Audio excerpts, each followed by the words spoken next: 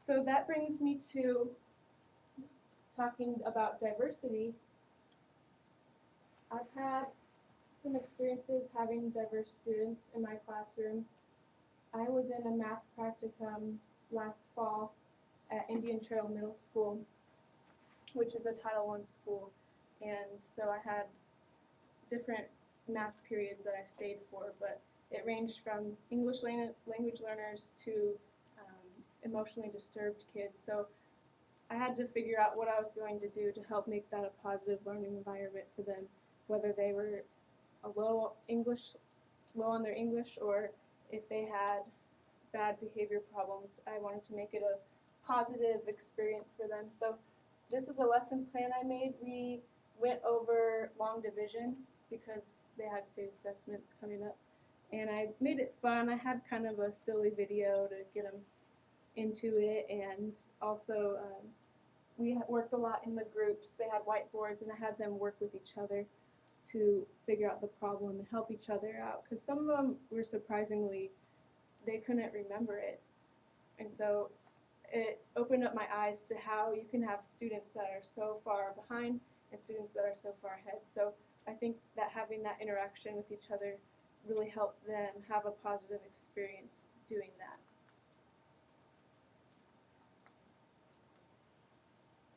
Another experience that I've had was in my exceptional learner practicum. I was in a school in a resource room where I had second and third grade boys. They ranged from 1 to 3 students that came in every time, and they were all English language learners as well.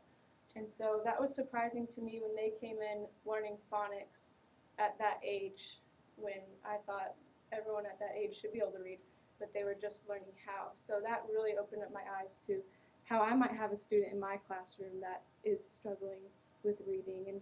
And the small group work that I did with them helped show me what I can do in center groups in my classroom with ELL students or with a diverse group of learners to help get them on track, even with the gifted children, to help always challenge them and help them do something new. But for this example, I had to teach the children the TH sound, and it was really fun. I liked getting to work one-on-one or one with 3 learners. That was pretty cool. I thought it was something different, and something that made me know what resource teachers have to do and what I want to do in my classroom to help make those students feel welcome there, and that they don't feel bad because they might be at a lower level or they might be way above the level of the other students in the class. I want to make everyone be able to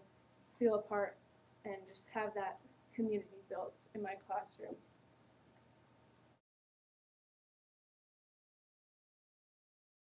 The exciting part, I can have you guys jump back into your roles as students. I'm going to jump back into my role as Mr. Smith, and we're going to move on to diversity in the classroom. And now diversity in the classroom looks 3 different ways to me. It's a student that has a different culture than the American mainstream culture, student learning styles, and then meeting students with disabilities, their needs, and then those students who have special needs. So first I want to talk a little bit about the way that culture comes into play that's different than American mainstream, how that comes into play in the classroom. And just a little background on this, TWS that I wrote, you guys should know that I was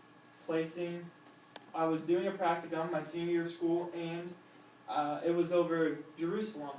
And for those of you that don't know, there's a power struggle currently in Jerusalem between Muslims and Jews, and I was blessed enough to have 2 students from each people group in that class.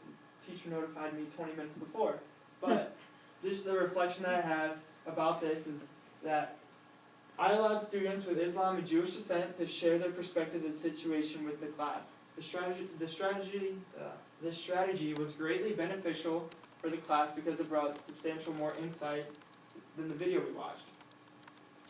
And what this means is that we all have something to learn from those who may look different or that may come from different backgrounds. So I urge you that if people bring different viewpoints or a different culture, that we use them as resources and that we respect the viewpoints of them, because they can really help us in our learning process.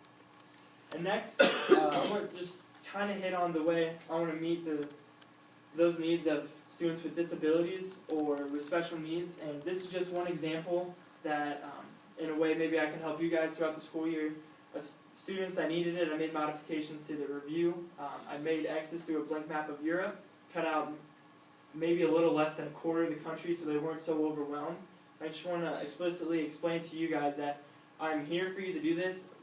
Collaborating with you, your parents, paras, and administrators, we can really make this happen, really make your learning experience more beneficial. And lastly, I want to talk about supplying you guys with different approaches in my curriculum to my instruction to meet all your different learning styles. I am a kinesthetic learner, which means I learn with hands-on activity. However, I understand that that's not how everyone works, and I'm sure that's not how all of you work. So this year, I want to use technology to really engage all of us, to really meet all of our learning styles, the visual learners, the auditory learners, things of that nature. And some of these technology tools include the Smartboard. I'm a big advocate for YouTube and video clips, short ones. A lecture, big guy on discussion groups. You guys will learn to love those. And things of that nature. So we can all... It's 5 minutes. So we can all maximize our learning experience this school year.